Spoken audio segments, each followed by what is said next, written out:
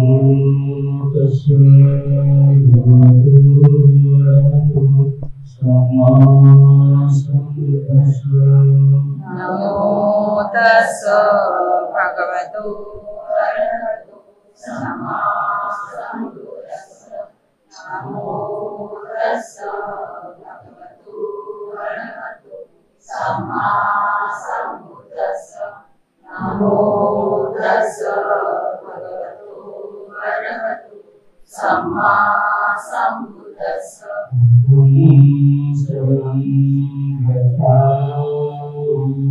बुद्धं शरणं गच्छामि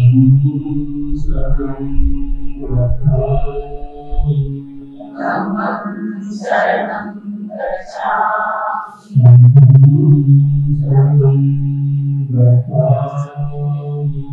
संघं शरणं गच्छामि सुरामेरमज्जपमादठाना वीरमणि सिक्खापदं समादयामि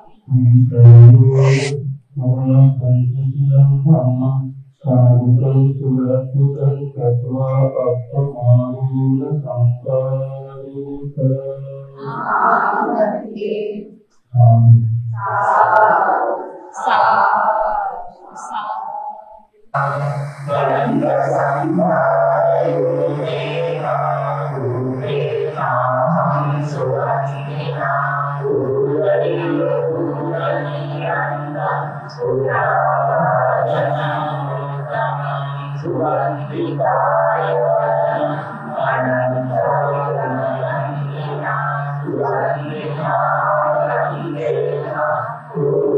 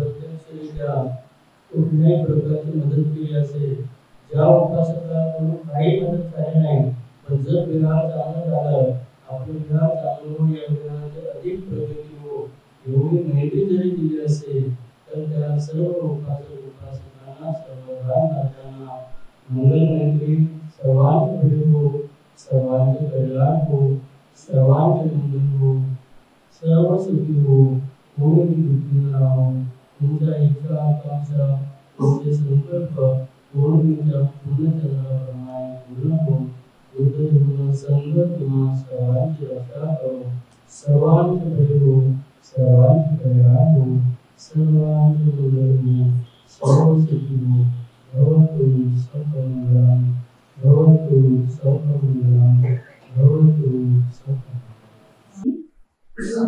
प्रसंगी आम्हाला वेळ दिला म्हणजे आज 2-3 कार्यक्रम असूनही त्यांनी आपल्याला वेळ दिला.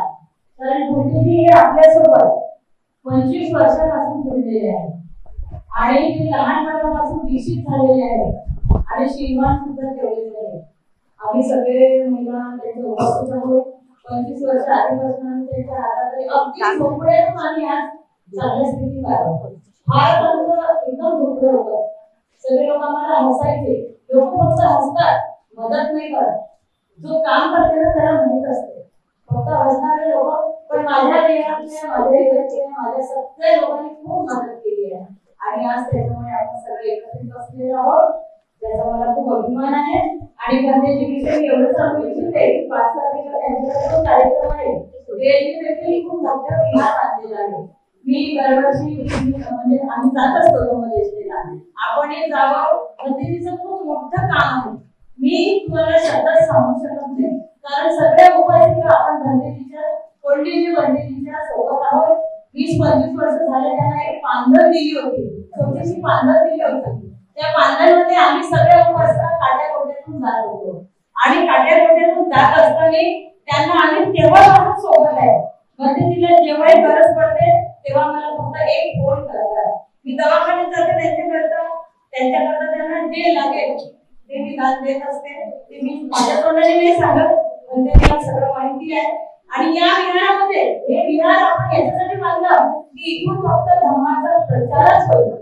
बाजूचा विहार आहे आपल्याला हॉल आहे. त्या हॉल मध्ये आपल्याला लायब्ररी करायची आहे. बरोबर. बाजूच्या विहाराला आपल्याला लायब्ररी करायची आहे आणि इथून UPSC MPSC जे काही कार्यक्रम चालवायचे आहेत ते फक्त शिक्षणाचे कार्य बाजूच्या हॉलमधून होणार. आणि हा जो हॉल बनवला आहे इथून फक्त धम्माचे कार्यक्रम आहे. कारण जो बसा आपण चालवलेला विहारामध्ये तो आपला कंटिन्यू राहील आणि सगळ्या महिला माझ्या साथ देत असतात. याचा मला अभिमान आहे. इथेच थांबते. गंधेजींचे खूप मी आभार व्यक्त करते. त्याकरता मी उभे राहिले. साधू साधू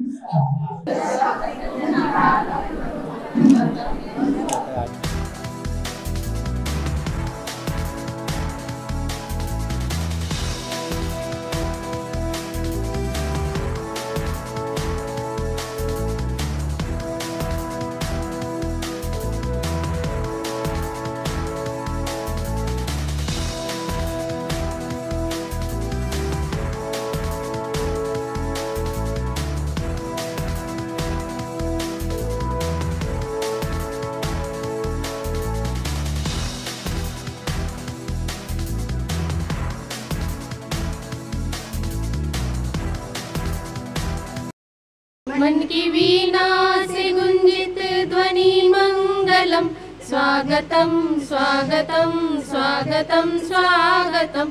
मन की वीणा से गुंजित ध्वनि मंगलम स्वागतम स्वागतम स्वागतम स्वागतम. सारे गा मग मग रे नी सारे गा रे सा सारे गा मग रे नी सारे गा रे सा. कैसा पावन सुहावन समय आज है आप आए अतिथियों के सरताज है.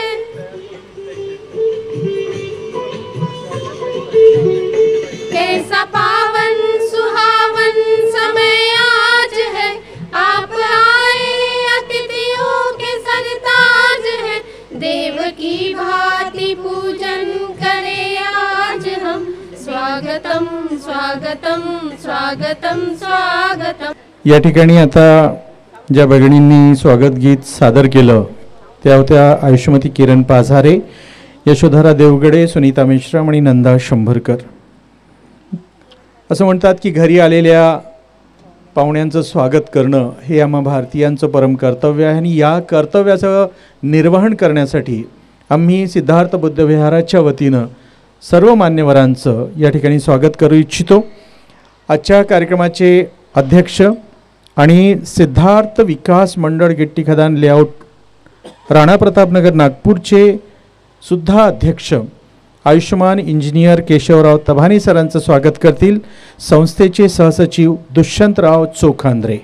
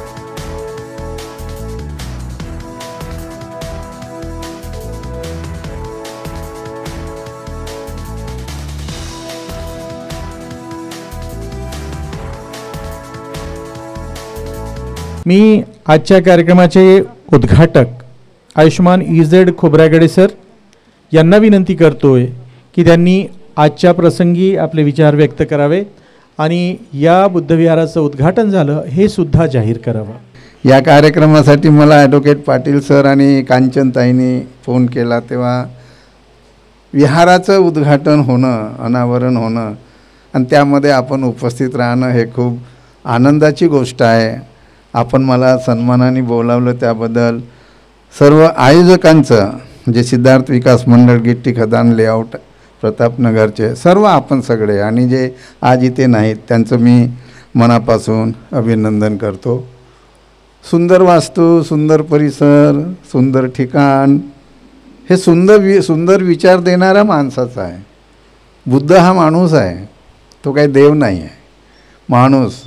बुद्धाकडे बघितल्यानंतर आपल्याला त्या बुद्धाच्या चेहऱ्यावरचं तेज, त्यांची प्रतिभा, त्यांचं ज्ञान आणि काय मार्ग. आता परवा 14 तर मला वाटते 15 तारखेला डहाट सर होते, त्यांनी असं सुंदर मार्गदर्शन केलं. आणि नंतर डॉक्टरांचा कार्यक्रम होता तो, डॉक्टर बाबासाहेब आंबेडकर हेल्थ ऑर्गनायझेशनचा. मी पण त्या कार्यक्रमाला होतो आणि डॉक्टरांनी एक संगीतमय 1-2-3 तासाचा सगळे डॉक्टर खूप सुंदर बाबासाहेबांचे गाणं 22 प्रतिज्ञा 22 गाणे आणि ते डॉक्टरांनी केले. एक चांगलं एक वातावरण निर्मिती, त्यांच्यामध्ये एक विचार देणं.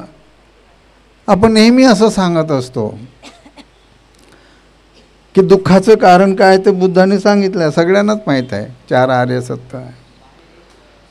दुःखाचं कारण हव्यास आहे, लोभ आहे, तृष्णा आहे, द्वेष आहे. हे सगळं यातनं दुःख निर्माण होते. आहे तरी पाहिजे हा हव्यास झाला. तरी आज आपण बघतो समाजामध्ये किंवा एकूणच भारतात, सगळ्या समाजात लोक हव्यासाच्या मागे खूप आहेत. म्हणजे हे माहीत आहे की दुःख निर्माण करतो तरी त्याच्याच मागे. ज्याच्याकडे जगण्यापुरतं, एक सन्मानपूर्वक जगण्यापुरतं सगळं आहे तरी तो मागे आहे. आमच्या कवाडे सर, आमच्या प्रशासनातल्या अनेक लोकांकडे खूप पैसे आहेत, पण त्यांना जर काही अपवाद सोडले तर पैसे मागायला देत नाही. ते हव्यास, प्लॉट असतील, फ्लॅट असतील, काय म्हणतो आपण फार्म हाऊस असेल, बुद्ध सांगणं आणि बुद्धाचा विचार जगणं ह्याच्यातला खूप फरक आहे. बुद्ध एक साधा माणूस आहे आणि त्या माणसाकडे बघितल्यानंतर त्यांनी सांगितलेला विचार आपल्याला आपल्या जीवनामध्ये जगता आला पाहिजे. या दानावरूनच मला लक्षात आलं, मी चंद्रपूरला RDC होतो 91 ते 94. तर चंद्रपूरचे आत्ता 15-16ला तिथे सर मोठा कार्यक्रम झाला.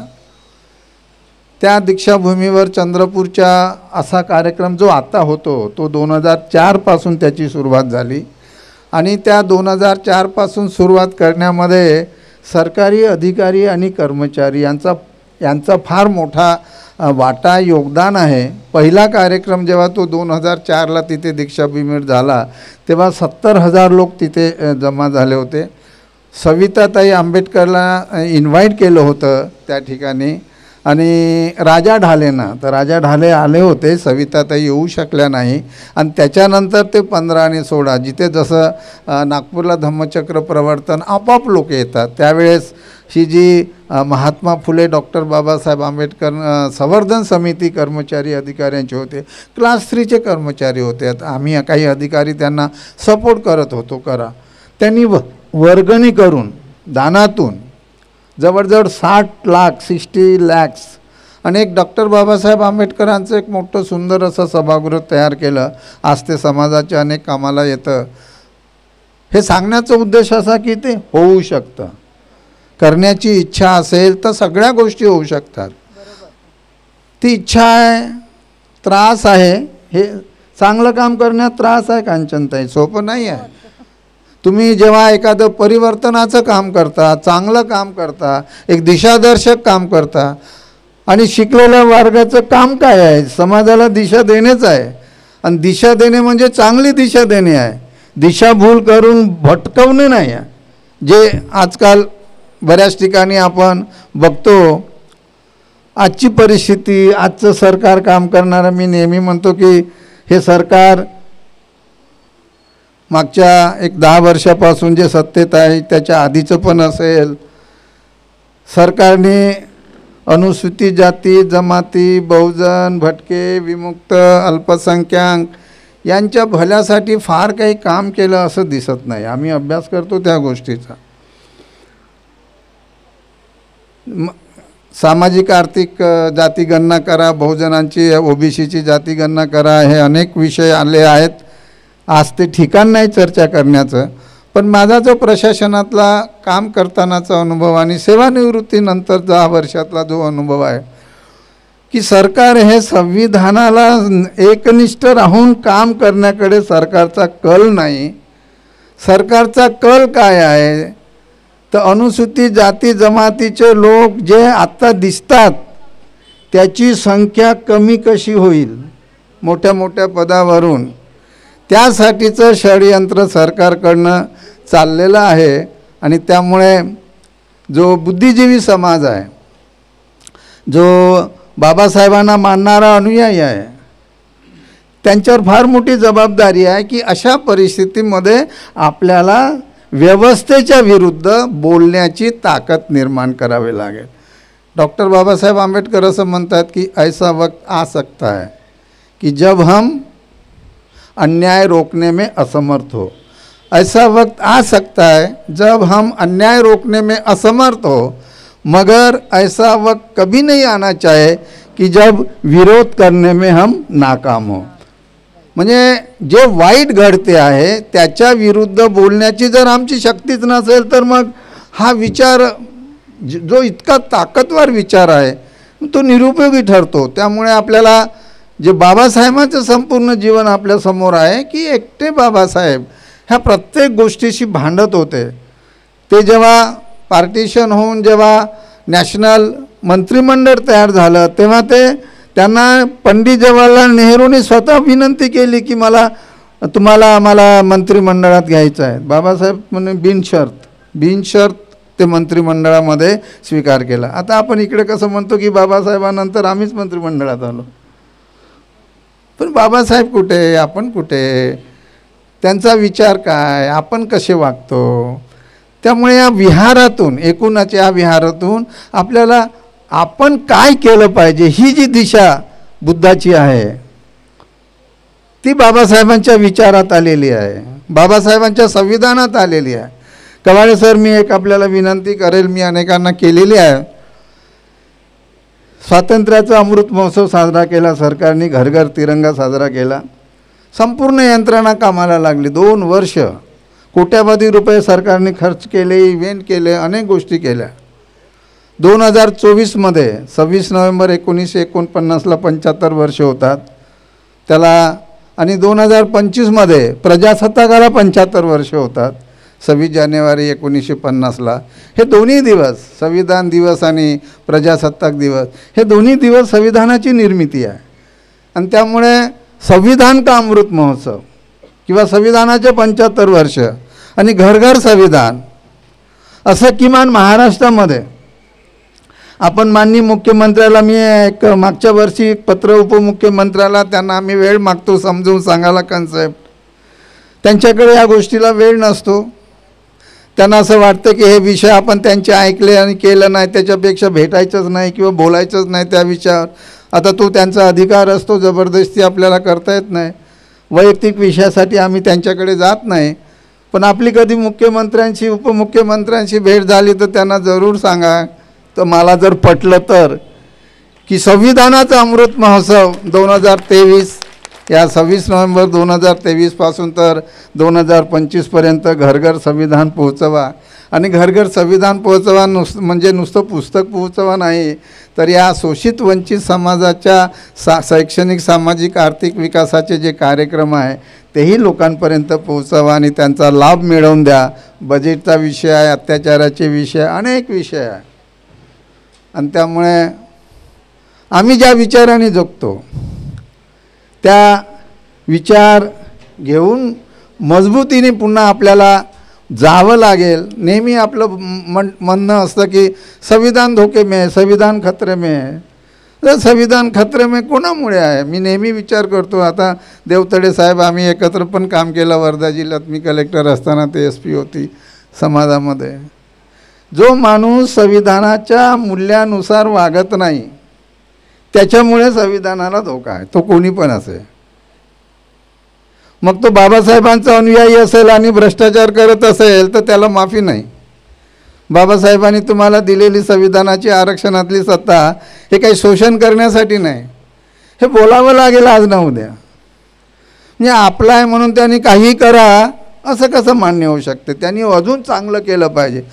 जसं तुम्ही आता हे विहार बांधण्याचा संकल्प केला, निधी जमा केला, अनेक लोकांनी तुम्हाला अनेक पद्धतीने बोलले पण असतील, तो तुम्ही अपमान न मानता हे आपलं कार्य आहे, आपण हे केलं पाहिजे, लोकांच्या दारापर्यंत गेलं पाहिजे, समजून सांगितलं पाहिजे.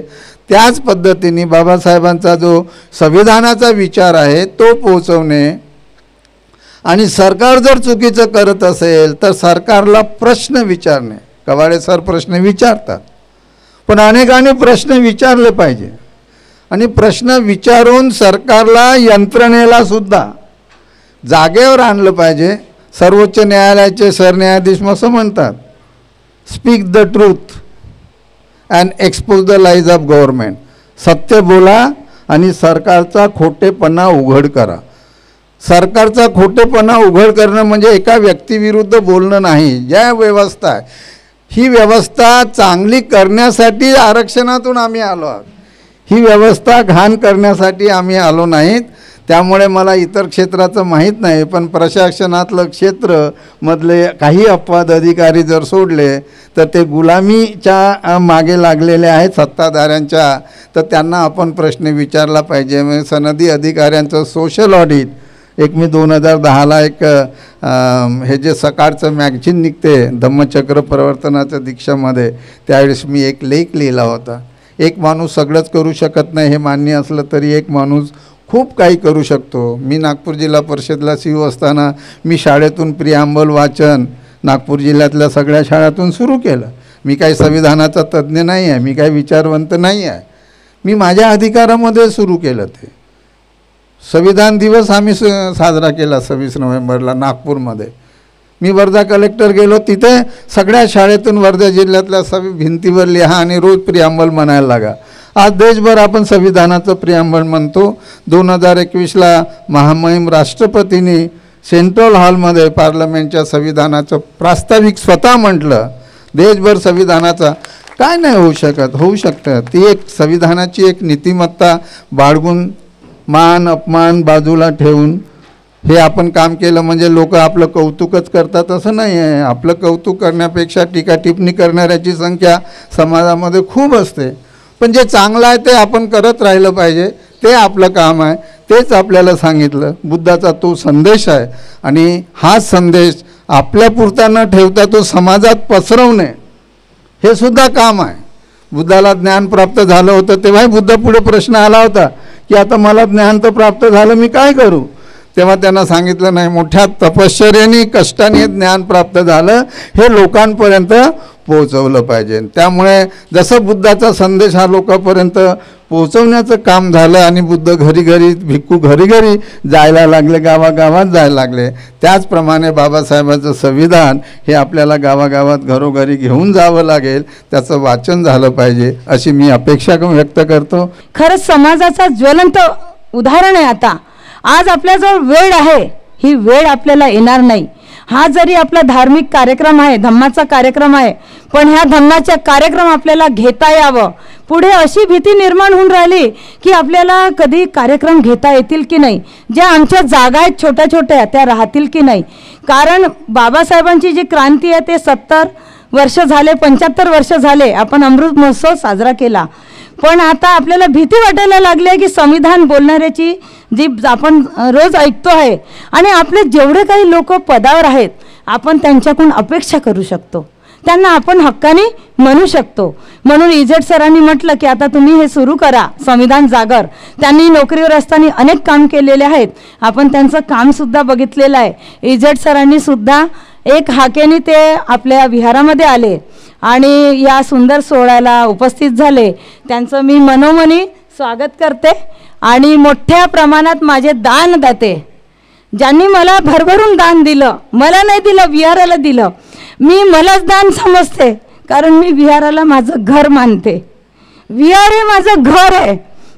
मी रात्रंदिवस विहारामध्ये येत असते, अनेक कामं करत असते, अनेकांच्या बोलणे आपल्याला ऐकावे लागते. पण जे लोक समोर असतात ना त्यांना सोबतही खूप लोक असतात. मी माझ्या जो टीम मंच आहे ती किरण पाझारे सतत माझ्यासोबत असते, सतत सतत सतत. आणि तशा वसुंधरा शंभरकर, सुनीता मेश्राम ह्या आणि सगळ्यात महत्त्वाचं म्हणजे संध्याताई डुंबेरे ह्या माझ्या सतत सोबत असतात. आणि आम्ही एवढ्या महिला मंडळाने इथे आमच्या महिला मंडळाचंच योगदान आहे. आज 17 लाखाचं दान आलेलं आहे, 17 लाखाचं दान कॅश, 17 लाख. आणि आतमध्ये तुम्हाला जी सजावट दिसते सगळे एरियातल्या लोकांनी सजावट करून दिलेली आहे. सगळे पंख्याची तर लाईन लागली होती आमच्याकडे. पंखे 4 लोक देणारे लोक होते, 5-5 पंखे मी देतो मी देतो मी देतो करून. तर आम्ही त्यांना म्हटलं पडदे द्या, पडदे सोडून झालं की मग तुम्ही लाईटिंग द्या, हे द्या ते द्या. देवताळे साहेबांनी पूर्ण कुंडांनी आपला हा परिसर स्वच्छ केलेला आहे. अनेक दानदात्यांनी आपल्याला पैसे दिलेले आहेत. आणि मी 2 वर्ष झाले कुठेही जॉब करत नाही. विहारासाठी एवढं वाहून घेतलं, जो वाहून गेल ना त्याला बरोबर लोक पण साथ देतात. 2 वर्षापासून मी कुठल्याही जॉबला जात नाही, सतत रोज दानाची पिशवी उचलली, ही मैत्रीण ती मैत्रीण ती मैत्रीण. आणि मला सगळ्या मैत्रिणींनी खूप दान दिलं, कुठे पण ना शब्द नाही आला. मला कळतच नाही लोकांना कसं दान मिळत नाही. तर मला तर भरभरून दान दिलं. 1 वर्षामध्ये मी 17 लाख रुपये जमा केले, 1 वर्षात, फक्त 1 वर्षात. हां, माझं पण सगळ्यांना सांगणं आहे की वारंवार कोणाकडे दानाला जाऊ नका, एक संकल्प घ्या फक्त. मी सगळ्या एरियातल्या लोकांना म्हटलं आपल्यावाल्या की तुम्हाला 50-50 हजाराचं पेन्शन आहे, अहो तुम्ही 12 महिने घरातच दान देता, आपल्या परिवारालाच देता. मुलं झाले, मग नातू झाले, मग माझा याचा खर्च आहे त्याचा खर्च आहे, बाजूला ठेवा ना. बाबासाहेबांना मुलं नव्हते, बाबासाहेबांना मुलं नव्हते, ते प्रेम नव्हते करत का मुलांवर? आपणच खूप प्रेम करतो का मुलांवर? बाबासाहेबांना मुलं होते, त्यांनी लक्ष दिलं का? तुम्ही फक्त आम्हाला 1 पेन्शन द्या, फक्त 1 पेन्शन मागितलं आम्हाला आमच्या एरियातल्या लोकांनी एक नाही 3 पेन्शन दिले, 3 पेन्शन दिले. आता एकाचं पेन्शन समजा 30,000 आहे तर त्यांनी 1,00,000 रुपयाचं दान दिलं, कोणाचं आहे तर 60,000चं दान दिलं. आणि नंदेश्वर ताईचं पण मी खूप आवर्जून नाव घेऊ इच्छिते की नंदेश्वर ताईंनी स्वतःचे दिले तर दिले, आपल्या मुलांचे पण दिले. आणि सगळ्या कामाला आमच्या महिला इतक्या मदत करत असतात की मी सांगू शकत नाही. मला तर हा सत्कार माझ्या हाताने करायचा होता सगळ्यांचा, कारण मला वारंवार दान दिलं आणि दान दिल्यानंतर सतत माझ्या सोबत राहिले. एवढा सुंदर कार्यक्रम हा सगळा तुमच्यामुळे घडून आलेला आहे. आणि जो कोणी टीका करत असते त्याला तर मी कधीच भीत नाही, कारण टीका करायला जर आपण भिलो ते आपल्याला परावृत्त करत असतात चांगल्या कामापासून. तर त्याला कधी न भीता, मी हे सगळं व्याख्यान मी कवाडे सरांचे ऐकलेले आहे, त्याला कधी न भीता आपण सरळ सोबत जात असावं आणि सगळे लोक आपल्या सोबत असतात. नागपूर तालुका गिट्टी खदान मजूर सहकारी संस्था मर्यादित नागपूर, अंबाझरी टेकडी नागपूर ही संस्था रजिस्टर्ड क्रमांक P4090/1928 दिनांक 2 सप्टेंबर 1958 रोजी पंजीबद्ध झालेली आहे. संस्थेच्या सभासदांना रोजगार मिळावा आणि याकरता संस्थेने अंबाझरी टेकडी येथे गिट्टी खदान बनविण्याकरता शासकीय जमीन भाडेपट्ट्यावर खरेदी केलेली होती. येथे सर्व गिट्टी फोडणारे मजूर सदस्य मजुरी करून आपल्या परिवाराचे पालनपोषण करीत होते. संस्थेच्या सभासदांना आवासीय भूखंड उपलब्ध करून देण्याच्या उद्देशाने संस्थेने मौजा खामला खसरा क्रमांक 9 येथील शेतजमीन दिनांक 9 ऑगस्ट 1963 रोजी 6 एकर या जागेचे विक्रीपत्र करून घेतलेले आहे. या प्रसंगी आयुष्यमान त्यावेळेस बाबू हरिदासजी आवळे त्यावेळेस साक्षीदार होते. त्यांच्या समक्ष हे सर्व कामे सुरुवातीला झालेली आहेत. हे तुमच्या यांना माहीत असेल, आपले नाही हे सुखदेव साहेब किंवा तबाने साहेब पण असतील, कवाडे सरांनाही माहीत असेल, खोबरागडे सरांनी माहीत आहे परिस्थिती अंबाझरीची. हे विक्रीपत्र करून घेतलेले आहे. यानंतर दिनांक 30 नोव्हेंबर 1963 रोजी संपूर्ण जमिनीचे नॉन ॲग्रिकल्चर गैर कृषीकरण करून घेतले आहे. त्यावेळेस देखील बाबू हरिदासजी आवळे हे त्यावेळेस प्रामुख्याने उपस्थित होते आणि यांच्या मार्गदर्शनाखाली ही सर्व कार्यवाही त्यावेळेस झालेली आहे. वरीलप्रमाणे सर्व ही झालेली आहे. यानंतर याचे सर्व वाटप इथे याचे अध्यक्ष नारायण देवाजी तभाने हे त्यावेळेचे कार्यकारी अध्यक्ष होते. यांचे मार्गदर्शनाखाली धोपेकर नारायण देवाजी धोपेकर हे संस्थेचे, गोपाळराव पाटील नंतर आले, हे अध्यक्ष होते. यानंतर संपूर्ण सभासदांना प्लॉटचे वाटप हे नारायण देवाजी धोपेकर यांच्यातर्फे करण्यात आले. यानंतर संस्थेने खरेदी केलेल्या खुल्या जागेवर शाळेकरिता आणि यानंतर जे कार्यकाल सुरू झालेल्या बौद्ध विहाराच्या कामकाजाचा तो आज आपण सर्वांना या ठिकाणी सादर केलेला आहे. म्हणून मी सांगतो, आज दिनांक 22/10/2023 रोजी बौद्ध विहाराचे लोकार्पण होत आहे. यामध्ये गिट्टी खदान लेआउट येथील नागरिक व इतर लेआउट परिसरातील नागरिक तसेच सिद्धार्थ विकास मंडळ आणि गिट्टी खदान लेआउट येथील महिला मंडळ त्यांचे मोलांचे आणि फार मोठे योगदान या कार्यक्रमाला लाभलेले आहे असे मी मानतो. आणि यामध्ये सर्वात जास्त हातभार लागलेले आहे महिला मंडळाचे आमच्या कांचनताई देवगडे यांचे. या देवगडे मॅडमने आजपर्यंत दिसून राहिलेलं आहे. हे सर्व यांची किमया आहे, हे मान्य करावं लागेल त्यांना असे मी मानतो. आणि यानंतर आपण असे सहकार्य करत राहावे अशी आपणास विनंती करतो. महाकारुणिक भगवान बुद्ध, महामानव डॉक्टर बाबासाहेब आंबेडकर मंचावर बसलेले आदरणीय विजय खोबरागडे साहेब, लांगमारचे प्रणेते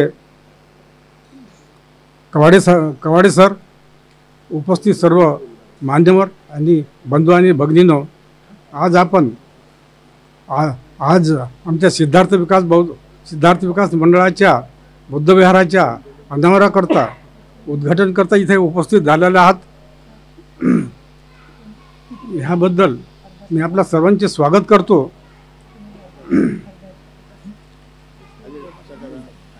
मंडळाचा कार्यभार कसा काय चालतो, कशा प्रकारे वर्गणी गोळा गेली ह्याबाबत कांचन देवगळे यांनी सविस्तर माहिती दिलेलीच आहे. याबद्दल पुन्हा मी जास्तीचं काही सांगू इच्छित नाही. करिता सगळ्या दानदात्यांचं मी स्वागत करतो आणि त्यांना सगळ्यांना विनंती करतो की यांनी यापुढे असेच दान वगैरे देऊन आम्हाला प्रोत्साहित करता यावं आणि जे काही आम्ही सोशल काम हाती घेऊ त्याला मदत करावी एवढी विनंती करून मी माझं छोटंसं भाषण मी इथे संपवतो. जय भीम, जय भारत. आज हा आपल्या जीवनातील महामंगल दिवस आहे. महामंगल यासाठी की डॉक्टर बाबासाहेब आंबेडकरांनी आम्हाला एक आदेश दिला होता धर्मांतरानंतर की प्रत्येक गावामध्ये आपलं एक विहार असायला पाहिजे. आणि खरोखरच बाबासाहेबाच्या आदेशानं गावागावामध्ये विहार निर्माण झालेले आहे. आणि आज ही बाबासाहेबाची प्रतिज्ञा आपण पूर्ण केली आहे याचा मला सर्वात जास्त आनंद आहे. बाबासाहेबांनी आम्हाला बौद्ध धम्माची दीक्षा दिली. आम्ही बुद्ध झालो, शुद्ध झालो, पण आपला इतिहास विसरता कामा नये. आज कवाडे सर या ठिकाणी उपस्थित आहेत. यांना बौद्ध होण्याच्या प्रमाणपत्राची गरज नाही. तुम्ही म्हणाल का? कारण यांचे वडील लक्ष्मणरावजी कवाडे हे धर्मांतराच्या आधीच बौद्ध झाले होते. आणि जो स्टेज आहे दीक्षाभूमीचा, ज्या ठिकाणी बाबासाहेबांनी भाषण केलं, त्या स्टेजच्या पहिल्यांदा जे पूजा अर्चा होते सुरुवातीला स्टेज तयार करायच्या आधी भूमिपूजन, ते भूमिपूजन कवाडे सरांचे वडील लक्ष्मणराव कवाडे यांच्या हस्ते झालेला हा इतिहास आहे. आणि आज त्यांचे सुपुत्र आपल्यामध्ये उपस्थित आहे, ही अतिशय गौरवाची बाब आहे. माझ्यासाठी गौरवाची बाब यासाठी आहे की मी वक्त्यापेक्षा बी लेखक जास्त आहे. मला लिहिणं जास्त आवडते, बोलणं जास्त आवडत नाही.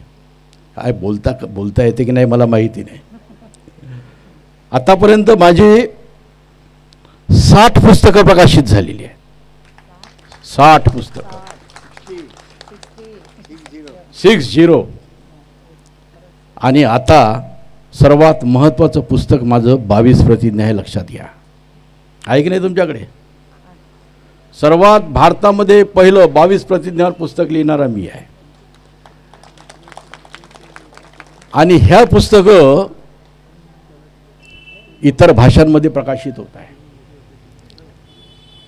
हिंदीमध्ये प्रकाशित झालं. मागच्या वर्षी तुम्हाला वाटेल की त्या गुजरातमध्ये धर्मांतरावर बंदी होती, लोक घाबरले होते. त्या प्रकाशकाने धारिष्ट्याने 22 प्रतिज्ञा गुजरातीमध्ये प्रकाशित केलेला आहे. अतिशय आनंदाची बाब. लोक म्हणाले की साऊथमध्ये आम्हाला इंग्रजीमध्ये पाहिजे, ते इंग्रजीमध्ये प्रकाशित झालेलं आहे. आणि US मागच्या 14 एप्रिलला काही भारतातील महत्त्वाच्या लेखकांची पुस्तकं डिस्प्ले करण्यात आली होती. आणि मला आनंद वाटतो की माझं इंग्रजीमधील 22 प्रतिज्ञा पुस्तक त्या ठिकाणी डिस्प्ले करण्यात आलेलं होतं. कवाडे सरांना यासाठी सन्मान देतो की माझं पहिलं पुस्तक मराठवाडा विद्यापीठ नामांतराचा प्रश्न, तिथून सुरू झालंय बरं सगळं. आणि या पुस्तकाच्या उद्घाटनाच्या वेळेस रामविलास पासवान उद्घाटक होते. नाव ऐकलं असेल तुम्ही, रामविलास पासवान. आणि अध्यक्ष कवाडे सर होते. आणि तिथून लेखनाची सुरुवात झाली. अजूनही थांबायला ती दरवर्षी माझे 3-4 पुस्तकं, अत्यंत महत्त्वाचे पुस्तकं निघतात. आणि या ठिकाणी या विहाराला मी शुभेच्छा देण्यासाठी यासाठी आलो आहे. थोडा उशीर झाला, चला क्षमा करा. कारण नागपूर युनिव्हर्सिटीमध्ये एक नॅशनल सेमिनार सुरू आहे क्रांती आणि प्रतिक्रांती या विषयावर. संपूर्ण बाबासाहेबाच्या एका पुस्तकावर दिवसभर चर्चा तिथं सुरू आहे. ती सोडून मला थोडंसं एक चाट मारतो ना आपण, असं चाट मारून मला इथे यावं लागलं आणि या ठिकाणी आलो आहे.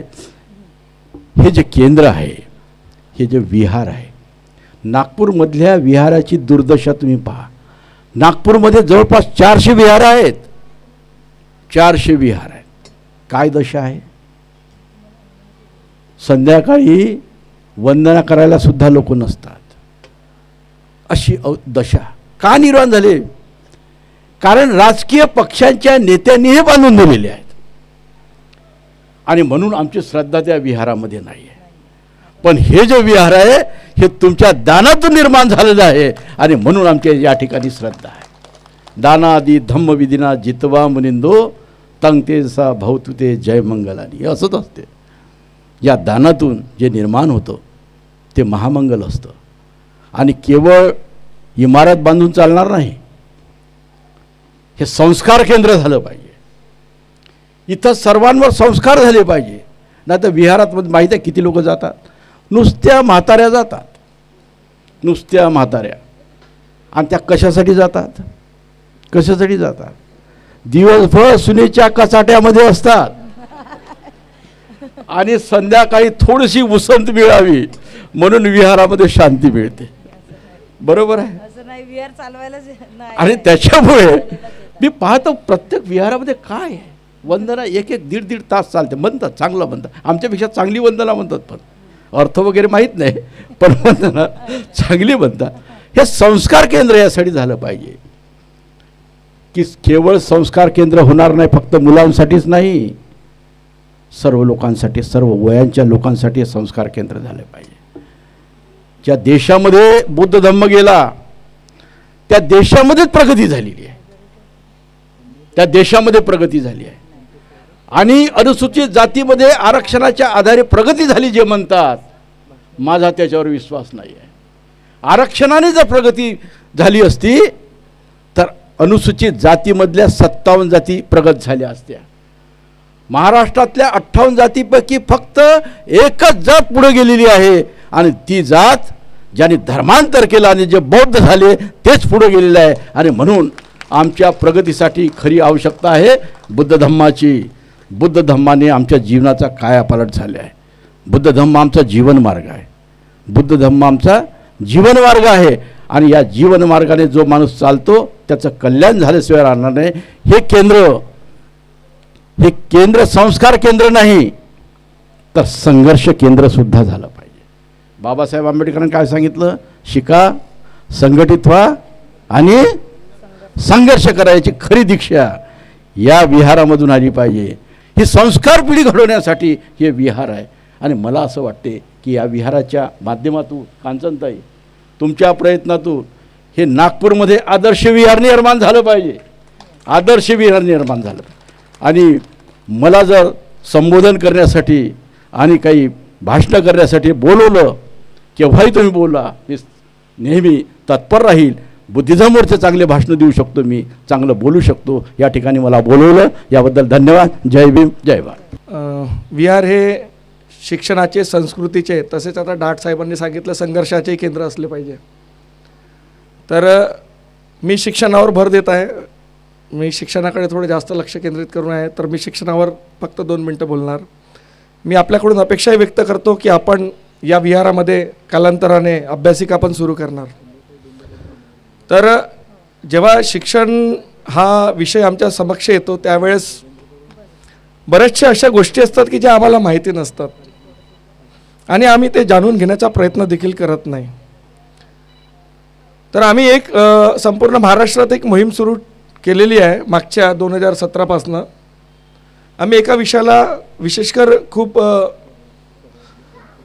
महत्त्व देत आहोत. तो विषय म्हणजे शिक्षण शुल्काचा. विद्यार्थी विषयावर आम्ही शिक्षण शुल्काच्या माध्यमातून काम करत आहोत. बऱ्याचशा लोकांना माहिती नाही की शिक्षण शुल्क काय आहे आणि ते माहीत नसल्यामुळे आमची गडचेपी होत आहे. शिक्षण शुल्क असा विषय आहे, मी थोडक्यातच मांडणार, मी जास्त वेळ घेणार नाही कारण मान्यवरांचे भाषण बाकी आहेत. शिक्षण शुल्क असा विषय आहे की आज आम्ही इथे बसलेले जे काही लोक आहोत, आमचा पाल्य जेव्हा एखाद्या महाविद्यालयात प्रवेश घेतो तेव्हा त्या महाविद्यालयात प्रवेश घेताना त्याच्याकडून कोणत्याही प्रकारचे शुल्क आकारण्यात येऊ नये असं शासनाचं धोरण आहे आणि असे शासनाचे परिपत्रक देखील आहेत. मी परत एकदा बोलतो आणि तुम्ही त्याच्यावर थोडं कॉन्सन्ट्रेशन करणार.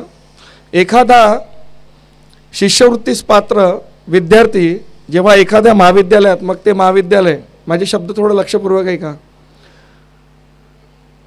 अनुदानित म्हणजेच ग्रांटेड, विनाअनुदानित म्हणजेच नॉन ग्रांटेड आणि कायम विनाअनुदानित म्हणजे टोटल नॉन ग्रांटेड, जेव्हा ह्या महाविद्यालयात प्रवेश करतो तेव्हा प्रवेश करते वेळेस त्याच्याकडनं कोणत्याही प्रकारचे शुल्क आकारू नये हा नियम आहे. Not a single penny has to pay to the college.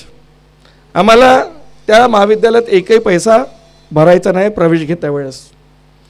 पण उपस्थित आपण सर्व इथे प्रगल्भ दिसत आहात. मला तुम्ही बऱ्याचपैकी नोकरीवर असलेले लोक असणार इथे, तुम्ही पण पैसा भरलेला आहे आणि जो नोकरीवर नाही आहे त्याने पण पैसा भरलेला आहे प्रवेश घेताना.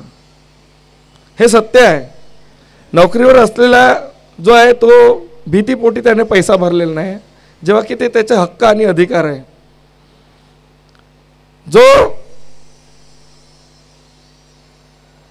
2.5 लाखाच्या खालचा आहे त्याला शिष्यवृत्ती प्रदान करण्यात येते आणि 2.5 लाखाच्या वर त्याला फ्रीशिप मिळत असते. पण काय झालं, आमचे मुलं, आम्ही जे नोकरीवर किंवा आम्ही 2.5 लाखाच्या वर जे काही लोक आहोत, आमचे मुलं जेव्हा इंजिनिअरिंग किंवा एखाद्या प्रोफेशनल स्टडी करता पाचारण करतात त्यावेळेस आम्ही काय केलेलं आहे, आम्ही तो पैसा भरलेला आहे.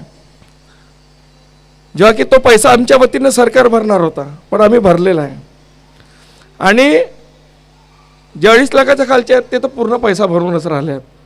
मग त्या शिष्यवृत्तीचा अर्थ काय, जी शिष्यवृत्ती आम्हाला देण्यात आलेली आहे, शिष्यवृत्ती याकरताच देण्यात आलेली आहे की आमच्या शिक्षणात कोणत्याही प्रकारचा अडथळा किंवा खंड पडू नये, आमचे शिक्षण सुरळीत व्हावे, आमच्या ज्या शिक्षणाचा जो पर्सेंटेज दर कमी होऊ नये, या सर्व बाबी अर्थाभावी होऊ नये म्हणून आम्हाला शिष्यवृत्ती आणि फ्रीशिप प्रदान करण्यात आलेली आहे. तर सांगायचं तात्पर्य असं आहे, मी या विषयावर कालांतराने येईनच विहारामध्ये एखाद्या वेळेस आपण विद्यार्थ्यांसाठी आपण एक कॅम्प लावू. तर सांगण्याचं तात्पर्य असं आहे की तुम्ही फ्रीशिप होल्डर असा किंवा स्कॉलरशिप होल्डर असा, तुम्हाला एकही पैसा महाविद्यालयात भरायचा नाही. आता मी थोडक्यात बोललेलं आहे. तुम्हाला जे काही प्रश्न पडतील आपण कालांतराने या विहारामध्ये एक चर्चेचा विषय म्हणून आपण त्याच्यावर संभाषण करू. तुम्ही सेमिनार घेऊ आणि व्यवस्थित घेऊ, कारण त्याला 1 ते 1.5 तास. आमची फीस कशी ठरते, फीस ठरवण्याचे अधिकार कोणाचे असतात, तिथून तर आम्हाला काय काय मिळत असते त्या सर्व बाबी मी तुमच्या समक्ष एक व्यवस्थितरित्या तुमच्या समक्ष मी मांडणार. आता बोलण्याची काय माझी वेळ नाही आहे, आता बरेचसे मान्यवर आहेत. तरी आपण या ठिकाणी सिद्धार्थ बुद्ध विहाराचं अनावरण केलं त्याबद्दल मी आपण सर्वांचे अभिनंदन करतो आणि आपण मला शांततेनं ग्रहण केलं त्याबद्दलही आपले आभार व्यक्त करतो आणि मी इथेच थांबतो. धन्यवाद. जय भीम. आम्ही खूप महिलांनी स्पेशल हे दान धर्माचे कामं दान इतकं गोळा केलं आणि घरोघरी जाऊन केलं. प्रत्येक वेळेला आपल्याला वाटायचं अरे हे देतील की नाही, पण सगळ्यात महत्त्वाची गोष्ट अशी की ज्या घरात आम्ही गेलो ना त्या घरामध्ये दुःखच वाटायचं. प्रत्येकाकडे प्रत्येक घरी आम्ही बाहेर येऊन बोलायचो की हे काय आहे, अक्षरशः प्रत्येकाच्या घरी. तर त्या कुणाचं दुखणं, कुणाचं ऑपरेशन, कुणी काय. तर हे सगळं बघत असताना असं वाटलं की खरंच बौद्ध धर्माचा आणि बुद्ध हा जगभर पसरला पाहिजे, प्रत्येकाच्या मनात असला पाहिजे, म्हणजे हे दुःखच वाटणार नाही. सगळ्यात महत्त्वाची गोष्ट म्हणजे आत्ताची राजकीय परिस्थिती आणि भारताबाहेर जे इस्रायल, हमासा, गाझापट्टी जे आपण बघतो, जे चित्र आपण दिसतं त्यावेळेला आपल्याला वाटतं नाही या जगात युद्ध नको, बुद्ध हवा आहे. आपल्या सगळ्यांना बुद्ध हवा आहे, घरोघरी बुद्ध हवा आहे. आणि ह्या बुद्धाचे निर्माण करण्यासाठी आम्ही महिला मंडळांनी जे कष्ट केले, छोटे मोठे कष्ट केले आणि त्याच्यातनं सिद्धार्थ बुद्ध विहार आपण बांधला आहे आणि त्याच्यामध्ये आमच्या एरियात बांधला गेला. त्यामुळे आम्हाला असं वाटतं की आता आमचे सुखाचे दिवस सुरू होतील, कारण बाबासाहेब आणि भगवान बुद्धांनी आम्हाला सुखाचे आणि अत्यंत शैक्षणिक विचार दिलेत. तर हे सगळे आपण मानावे लागतील आणि आपण ते करू कोणत्याही परिस्थितीत. तर भगवान बुद्धांचे जे विचार आहे ते घरोघरी आणि प्रत्येकाच्या मनामनात शिरले पाहिजेत आणि त्यामुळे आपल्याला आज बुद्धविहारांची गरज पडते.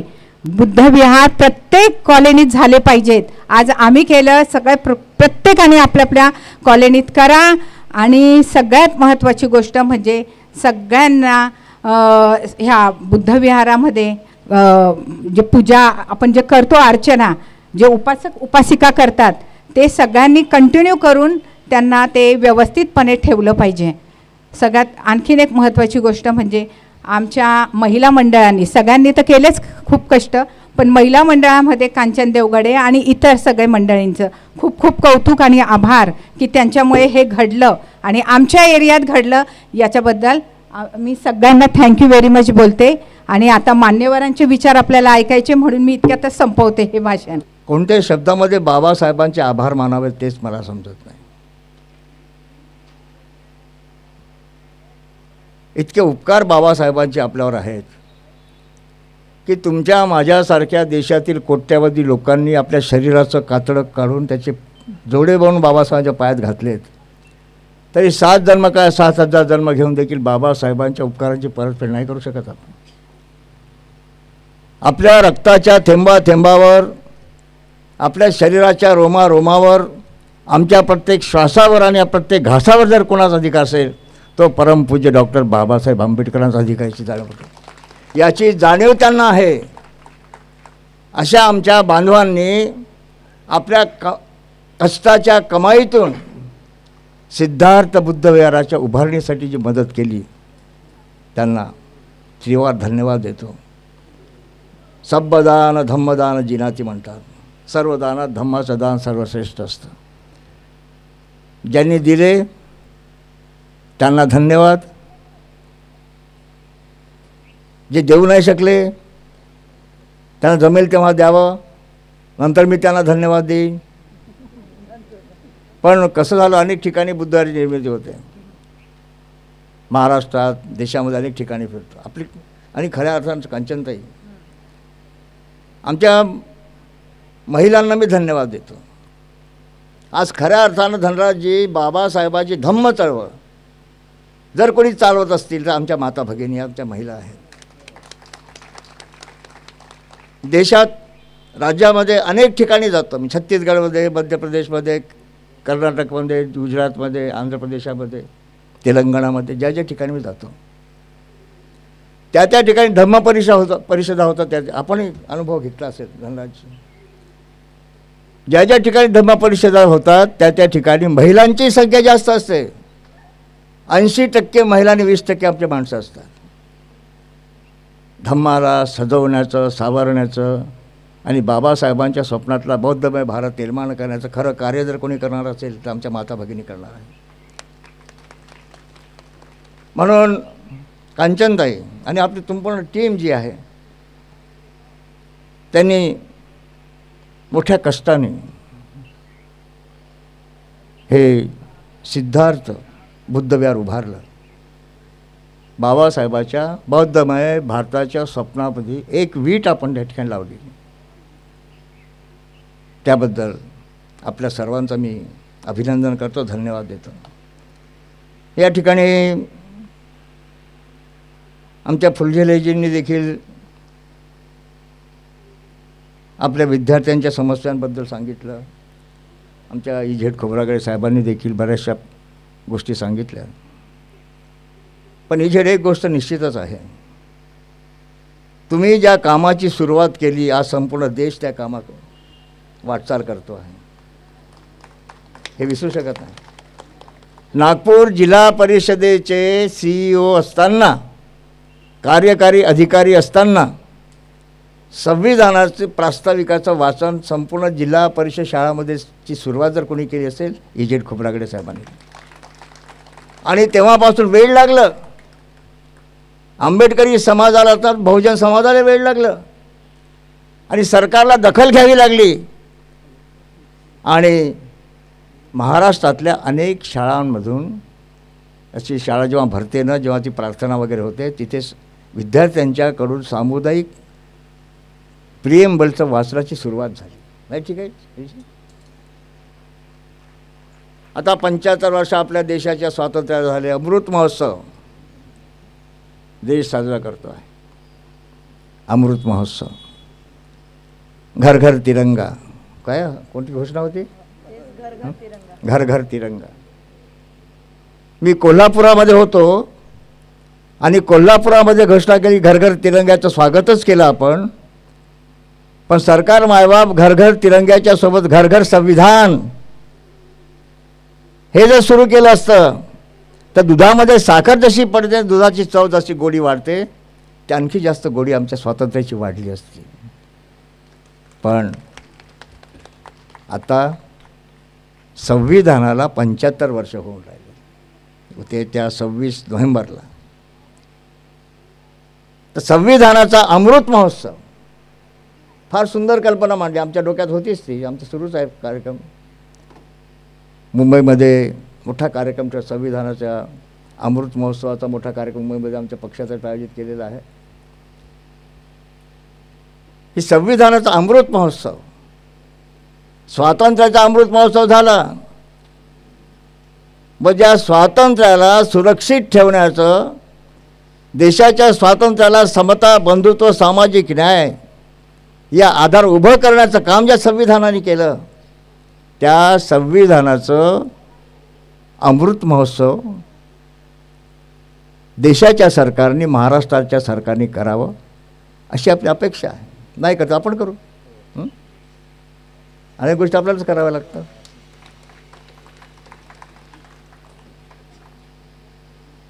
सव्वीस नोव्हेंबरला प्रत्येक आंबेडकरवाद्यांच्या घरी, आंबेडकरवादी बघता महार बौद्ध नाही बरं, बाबासाहेबांच्या विचारावर ज्यांचा विश्वास आहे, श्रद्धा आहे, हे सर्व कोणत्या जातीचा असेल तो आंबेडकरवादी. नाही तर आपल्या जातीत पैदा होणे कोणी आंबेडकरवादी बनवू शकत नाही. आणि म्हणून आंबेडकरवादी म्हटला की जातीच्या चौकटीमध्ये बसवू नका आंबेडकरवाद्याला.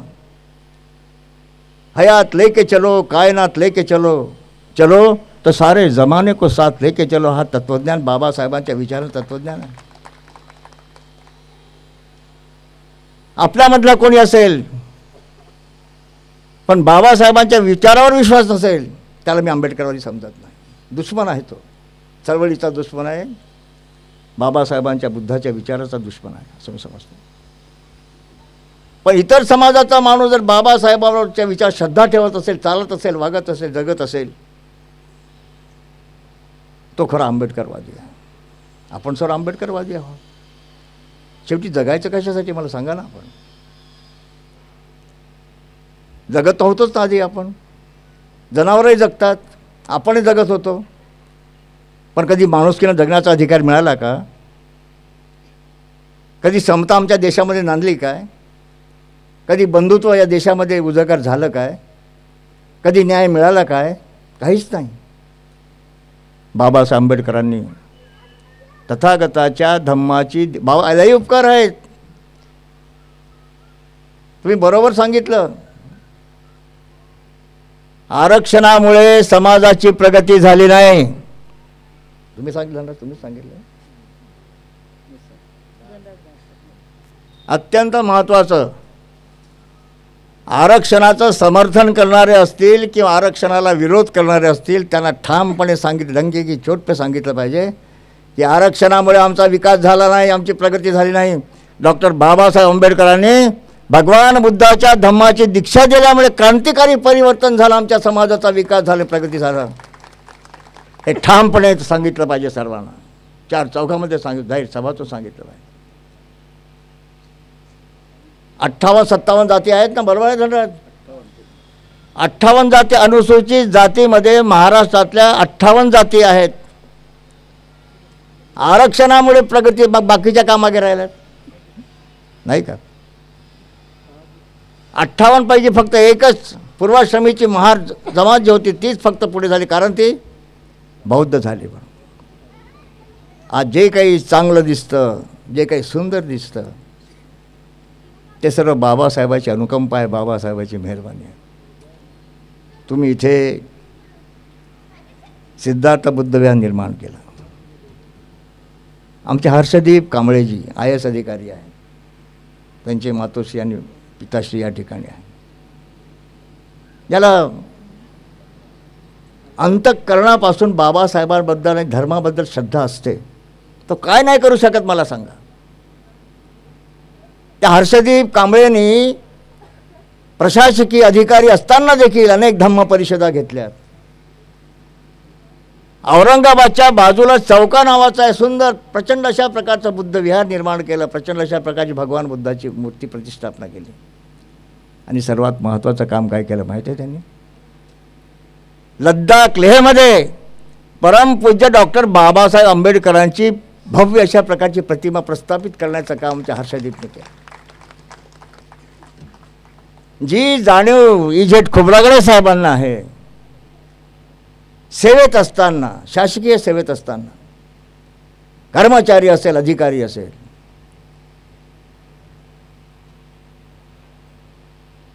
जी भूमिका प्रशासकीय अधिकारी असूनही हर्षदीप कांबळे धम्माच्या प्रती जी दाखवली, ही जर प्रशासकीय सेवेमध्ये असलेल्या आपल्या सर्व कर्मचारी अधिकारी दाखवली, तर मला वाटतं बाबासाहेबांचं स्वप्न साकार व्हायला काही वेळ लागणार नाही. हे आदर्श आहेत, इझेर आहेत आमचे हर्षदीप कांबळे आहेत. हर्षदीपचा लहान भाऊ संदीप आर्किटेक्ट आहे ना, आर्किटेक्टच आहे ना. अनेक वर्षापासूनची इझेर आमची मागणी होती, धनराजजी, धम्म क्रांतीच्या वेळेस परमपूज्य डॉक्टर बाबासाहेब ज्या नागपूरमध्ये आल्यानंतर ज्या श्याम हॉटेलमध्ये थांबले होते, त्या श्याम हॉटेलला धम्म क्रांती स्मृती केंद्र उभं झालं पाहिजे अशी मागणी आपण केली. धम्म क्रांती सुखदेवजी, धम्म क्रांती स्मृती विहार बाबासाहेबाच्या नावानं झालं पाहिजे. अनेक वर्षापासूनची मागणी. दरवर्षी 6 डिसेंबर असेल, 14 एप्रिल असेल, धम्मचक्र प्रवर्तन दिवस असेल, आमचे सर्व कार्यकर्ते तिथे जाऊन फलक वगैरे लावतात, फोटो ठेवतात, बाबासाहेब भगवान बुद्धाचे येणार झालं पूजा वगैरे करतात. सांगताना मला मोठा आनंद वाटतो. अनेक वर्षाची जी मागणी आपली होती धनराजजी, आणि मुख्यमंत्री एकनाथजी शिंदे यांना सांगितलं, त्यांनी ताबडतोब प्रधान सचिव समाज न्याय विभागाचे यांना फोन करून सांगितलं की ते बघा ताबडतोब करून टाका. सामाजिक न्याय विभागाकडे आता ते लंडनचं बाबासाहेबाचं जे आहे ना घर, ते आपल्या महाराष्ट्र सरकारच्या सामाजिक निधीतूनच झालं आहे ना, ते आपणच पैसा दिला सामाजिक न्यायाचा. त्या सामाजिक न्याय विभागाच्या वतीनं ती श्याम हॉटेल विकत घ्यायचं आणि तिथे बाबासाहेबांच्या स्मृती विहार तयार करायचं, धम्म क्रांती स्मृती विहार. ज्याप्रमाणे पुण्यामध्ये महाराष्ट्र सरकारने शिवसृष्टी निर्माण केली शिवाजी महाराजांच्या नावावर, त्याचप्रमाणे श्याम हॉटेलमध्ये भीमसृष्टी धम्म क्रांती स्मृती विहाराच्या निमित्तानं भीमसृष्टी निर्माण करण्याचं आपल्या मागणीला मंजुरी दिली. आणि संदीपला ते DPR तयार करायला दिलं आहे संदीपकडे येण्याचे. हे सर्व सांगण्याचं कारण असं आहे, जिथे इच्छा असेल तिथे मार्ग निघतो. ज्या तन्मयतेनं, ज्या तळमळीनं कांचनताई त्यांच्या सर्व या समितीनं, सहकार्यांनी जीवाचं रान करून निधी गोळा केला, दान गोळा केलं, आणि त्यातून सुंदर अशा प्रकारचं आपल्या स्वाभिमानाचं स्मारक सिद्धार्थ बुद्धविहाराच्या निमित्तानं उभं झालं. हे काही साधी हेच स्वाभिमानाचं स्मारक आहे. आमच्या विहाराकडे पाहिलं की मान ताट झाली पाहिजे, हृदयामध्ये स्वाभिमानची ज्योत पेटली पाहिजे. आणि धनराजी आपण सांगितलं बरोबर आहे, हे फक्त अगरबत्त्या मेणबत्त्या पेटवण्याचं ठिकाण नाही व्हायला पाहिजे, संस्काराचं केंद्र झालं पाहिजे, संस्काराचं केंद्र. आता आमचे ज्येष्ठ नागरिक, आमच्या माता भगिनी येतात विहारामध्ये, रोज नाही जमत असेल कदाचित, पण आपल्या हिंदू माता भगिनी बघितल्यात तुम्ही, मंदिरात जातात घंटा वाजवायला, जातात ना, त्यांची तरुण पोरी जातात, मुलं जातात, सर्वच जातात. मग आपल्याला काय झोंबलं?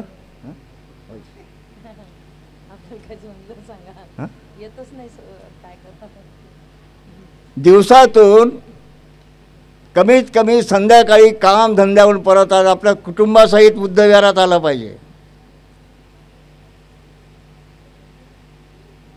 आणि बाबासाहेबांच्या, ज्योतिबा फुले, शाहू महाराजांच्या, भगवान बुद्धाच्या धम्माचा विचार त्यांच्यापर्यंत पोहोचवलं पाहिजे. संस्कार. या देशामध्ये 3% लोकांचा समाज आहे, 3% लोकांचा. शेकडो वर्षापासून, हजारो वर्षापासून अख्ख्या देशातील जनतेच्या उरावर नंगा नाच करतायत 3% लोक. का करतायत? त्यांच्या घरामध्ये संस्कार होतात, संस्कार होतात. आधी घरामध्ये होतात, मग त्यांच्या धार्मिक स्थळामध्ये होतात, सातत्याने बिंबवलं जातं. माझं शालेय जीवनात एक उदाहरण सांगतो मी तुम्हाला. श्याम हॉटेलच्या समोर आमचं घर, आमची वस्ती आहे, पूर्वीचा महारपुरात आनंदनगर. आलं का लक्षात? आम्ही नागपूर महानगरपालिकेच्या शाळेमध्ये, बुटी शाळेमध्ये शिकत होतो. आता मोठं मॉल तयार झालं तिथे. आपल्या त्या महारपुऱ्याच्या बाजूला कोष्टीपुरा, माळीपुरा, तेलीपुरा, ब्राह्मणाची वस्ती, अशा वेगवेगळ्या मुसलमानांची वस्ती, सर्व मध्ये आपला बाजूलाच ब्राह्मणांची वस्ती. त्या ब्राह्मण समाजाचा एक मुलगा, माझा दोस्त, आम्ही एकाच वर्गात आम्ही शाळेत जायचो, शाळेतून यायचो.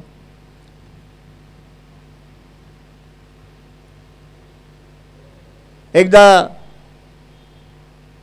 त्याची वही परत करण्यासाठी संध्याकाळी त्याच्या घरी गेलो. दारातच उभा, आतमध्ये घेत नव्हतं ते. त्यांची जेवणाची वेळ झाली होती.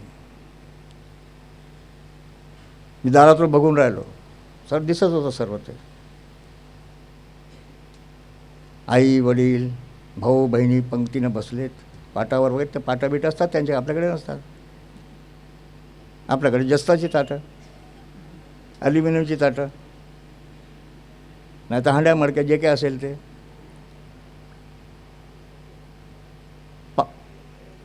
ताट वाढलेलं सर्वांच्या पुढे, पण त्यांनी जेवायला सुरुवात नाही केली.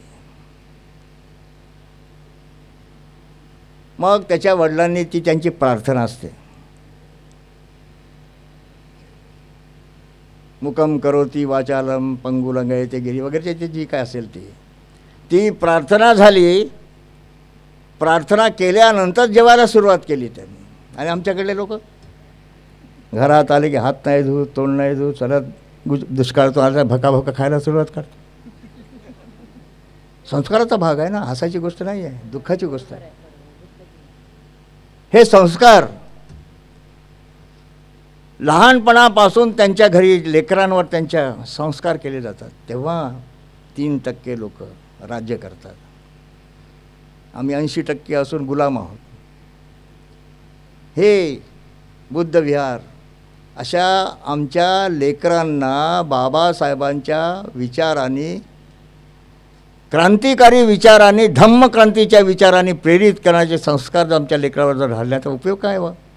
इमारत आहेच, अनेक इमारती सुंदर सुंदर आहे.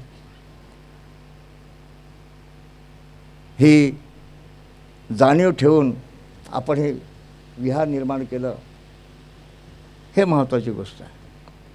कधी विचारा स्वतःला, दान दिलं संपलं का सर्व?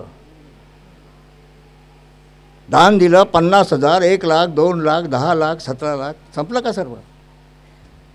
झालं का बाबासाहेबांचं स्वप्न पूर्ण? झाला का भारत बौद्धमय? स्वतःला प्रश्न विचारतो मी, प्राध्यापक कवाडे स्वतः एकांतामध्ये असतो. आपणही प्रश्न विचारा स्वतःला, हे बाबासाहेबा तू सर्व काही दिलंस आम्हाला, पण आम्ही मात्र तुला काही देऊ शकलो नाही. जरी आम्ही तुला काही देऊ शकलो नाही, पण आज आम्ही संकल्प करतो, बौद्धमय भारताचं तुझं स्वप्न साकार करण्यासाठी जीवाचं रान करावं लागलं तरी चालेल. असे अनेक सिद्धार्थ बुद्धविहार निर्माण करावे लागले चालतील, पण तुझ्या स्वप्नातला भारत देश आम्ही निर्माण केल्याशिवाय राहणार नाही. हा संकल्प, हा निर्धार या बुद्ध विहाराच्या लोकार्पण प्रसंगी आपण सर्वजण करूया आणि बाबासाहेबांचं स्वप्न साकार करण्यासाठी प्रयत्नांची पराकाष्ठा करूया. बाबासाहेबांचं स्वप्न साकार करण्यासाठी आपल्या सर्वांना शक्ती लाभो अशी तथागताच्या चरणी बाबासाहेबांच्या चरणी प्रार्थना करतो.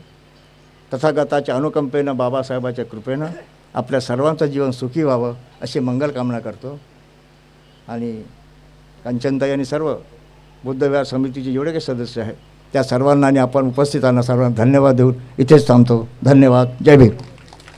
मित्रांनो, ही जी वस्तू आपण निर्माण केलेली आहे ती वस्तू माझ्या सुपरविजन खाली झालेली आहे आणि सुपरविजन करताना मी कॉन्ट्रॅक्ट बेसवर हा सगळा संबंध आणून ठेवलेला आहे. कॉन्ट्रॅक्ट बेसवर कॉन्ट्रॅक्ट दिलेला आहे. याचं पहिलं स्लॅब जे आहे, प्लिंथ लेवलचं स्लॅब, केवळ 3.5 लाखात केलेलं आहे. या विहाराचं किंवा या वस्तूचं सुरुवातीचं एस्टिमेट 1200 स्क्वेअर फूट होतं आणि ते 1200 स्क्वेअर फुटाचं बांधकाम, त्याचं एस्टिमेट आम्ही विचारलं आर्किटेक्टला, तर त्यांनी 20 लाख रुपये सांगितले. अर्थात हे 20 लाख आम्ही देणार नव्हतो, कारण आमच्याजवळ एवढा पैसाही नव्हता. आणि ज्यावेळी हाती काम घेतलेलं आहे त्या कामाच्या वेळी आमच्याकडे अजिबात पैसा नव्हता. पाटील साहेबांना विचारलं, कारण ते सचिव आहेत त्या समितीचे, तर पाटील साहेबांनी सांगितलं फक्त माझ्याकडे 1-1.5 लाख रुपये आहेत, त्याच्यावर पैसा नाही आहे, आपल्याला खूप प्रयत्न करावे लागतील, खूप मेहनत घ्यावं लागेल आणि 20 लाख नाही तर कमीत कमी 10 लाख.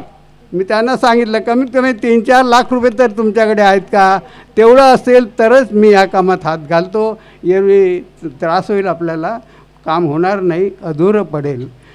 पण आमची कांचनताई ती म्हणजे काय विचारूच नका, वाऱ्यासारखी फिरणारी इकडे तिकडे, आणि सकाळी संध्याकाळी फिरून तिनं 17 लाख रुपये गोळा केलेले आहेत. मित्रांनो, या 17 लाखाचं काम आपण या ठिकाणी आज पाहतो आहोत आणि अगदी व्यवस्थितरित्या काम झालेले आहे. हे तुम्हाला दिसते आहे, हे काळ्या शाईने लिहिलेलं नाही आहे. मी या ठिकाणी बुद्ध विहार हा शब्द देखील एसिसनी म्हटलेला आहे. स्टीलने केलेला तयार केलेला शब्द आहे. याच्यावर हर्मिका आहे, याच्यावर स्तूप आहे. आपण ते पाहू शकणार नाहीत कारण पेंडाल या ठिकाणी आहे, त्यामुळे तो आपल्याला दिसणार नाही. पण तरी बघा किती सुंदर दिसते दुरून. अशा या विहाराचं आपण दिलेल्या दानातून झालेलं काम आहे. आपण प्रामाणिकपणा दाखवला, आपण दान दिलं, त्यामुळे हे काम झालेलं आहे आणि जवळपास 17-18 लाख रुपये तयार झालेले आहेत. या विहाराचं लोकार्पण जरी झालं असलं तरी आम्हाला या ठिकाणी अजून बरंचसं काम करायचं आहे. या ठिकाणी एक लायब्ररी निर्माण करायची आहे. या ठिकाणी एखादी अभ्यासिका या ठिकाणी निर्माण करायची आहे. ह्याच बुद्धविहारातून लहान पोरांचे किंवा लग्न हे त्या विधी जर करता आल्या आम्हाला तर त्या पाहू, त्याच्यात 2 पैसे आम्हाला मिळू शकतील आणि त्या पैशातून काही कर्ज घेतलं असेल आम्ही तर तेही आम्हाला फेडता येईल. अशा तऱ्हेची एक योजना करायची आहे आणि करू ती हळूहळू. पण पैसा असल्याशिवाय कुठलंही काम होणार नाही. कदाचित हे एवढी मोठी विहार दिसते आहे, या ठिकाणी पटांगण करायचं आहे, मुलांच्या खेळण्याच्या व्यवस्था करायची आहेत, या ठिकाणी एखादा कारंजा निर्माण करायचा आहे, बागबगीचा करायचा आहे, बरंचसं डेव्हलपमेंट जे आमच्या डोक्यात आहे ते आम्ही करू. आणि कवाडे साहेब आपल्याला सांगू इच्छितो की परत या ठिकाणी जिथे आपण एवढे मोठे फुलं बाहेरून आणून लावले ते फुलं कदाचित आम्ही इथे निर्माण करायचा प्रयत्न केल्याशिवाय राहणार नाही. आणि या ठिकाणी आम्ही ते काम करून दाखवू. बाग बगीच्यातले फुलं देखील आम्ही या ठिकाणी निर्माण करू, मोठमोठे वृक्ष निर्माण करू, सावली निर्माण करू. आणि हे सगळं जे करू ते पुढच्या पिढीसाठी करणार आहोत आम्ही. कारण आज आमचं तर वय झालेलं आहे, आम्ही निर्माण करून ठेवलं, पण याचं मेंटेनन्स तुम्हाला सांगतो, मेंटेनन्स देखील अतिशय खर्चिक काम आहे. मेंटेनन्स करणंही आवश्यक आहे. त्यामुळे याच्या मेंटेनन्स करता आमच्यातून निर्माण होणारे जे काय आता यंगस्टर आहेत त्या लोकांनी हे करायचं आहे. त्या लोकांच्या हातात आम्ही देणार आहोत. लोकार्पण झाले याचा अर्थ हा सोहळा लोकार्पणाचा आहे आणि या लोकार्पणाच्या निमित्तानं आम्ही हे विहार तुमच्या सुपूर्द केलेलं आहे. तुम्हाला या ठिकाणी पूजा अर्चा करायची आहे, या ठिकाणी स्टडी करायची आहे, या ठिकाणी चर्चा करायची आहे, या ठिकाणी तुम्हाला काय काय म्हणायचं असेल त्या गोष्टी आम्ही अस्तित्वात आणणार आहोत. अशा तऱ्हेचं मी आज सांगू इच्छितो. मला वेळ कमी आहे आणि वेळ कमी असल्यामुळे आपण नंतर कधीतरी बोलू. या सर्व गोष्टी बऱ्याचशा गोष्टी सांगायच्या आहेत, सांगू आपण, तर याच्यानंतर सांगू. आणि आता मी माझं इथं अध्यक्षीय भाषण संपवतो. धन्यवाद. आजचा कार्यक्रम हा सिद्धार्थ विकास मंडळ च्या वतीने सिद्धार्थ बुद्ध विहार लोकार्पण सोहळा यासाठी आलेलेत आणि काही मान्यवरांना त्याच्यात प्राध्यापक जोगेंद्र कवाळे सर, इजेड खोब्रागडे सर, डहाट सर यांना आमंत्रित केलं आणि त्यांनी ह्या कार्यक्रमाला आपली उपस्थिती देऊन आपले विचार ह्या मंचकावर व्यक्त करून बहुजन समाजाला, इथे उपस्थित सगळ्या लोकांना आपल्या विचारांनी प्रेरित करून इथे जो ह्या विहाराचा आणि विहाराच्या कार्यकर्त्यांचा मान ठेवून त्यांनी इथे उपस्थिती दर्शवली. त्यांचे खूप खूप ह्या विहाराच्या वतीने आभार. आणि ह्या कार्यक्रमाची जी अध्यक्षता ज्यांनी राबविली ते आमच्या सिद्धार्थ विकास मंडळाचे अध्यक्ष आयुष्यमान इंजिनियर तभाने साहेब यांचेसुद्धा खूप खूप धन्यवाद. ह्या सगळ्यांच्या धन्यवादापेक्षा ज्या लोकांनी ह्या विहाराला भरभरून असे दान दिले, मनातून दान दिले, अशा सगळ्या लोकांचं मी इथे आभार मानतो. आणि दानासोबत महत्त्वाचं असते की परिश्रम, श्रम, मेहनत. आणि ह्या विहारासाठी ज्या लोकांनी मेहनत केली, खास करून मी नाव घेईन आयुष्यमती कांचनताई देवगडे आणि त्यांची टीम, तसेच चोखांद्रे काका, आम्ही त्यांना चोखांद्रे काका म्हणतो, आयुष्यमान दुष्यंतजी चोखांद्रे, आयुष्यमान पाटील काका यांनी स्वतः उभे राहून, स्वतः परिश्रम घेऊन ह्या विहाराच्या वास्तूला खूप मोठा हात दिलेला आहे, श्रम दिलेले आहेत. त्यांचे आभार म्हणजे मी मनापासून इथे मानतो. खरं म्हणजे हे युवा मंडळ थोडं वेगळं आहे, पण खरे युवा हेच लोक आहेत. एवढं बोलून आभार प्रदर्शन इथेच संपतो.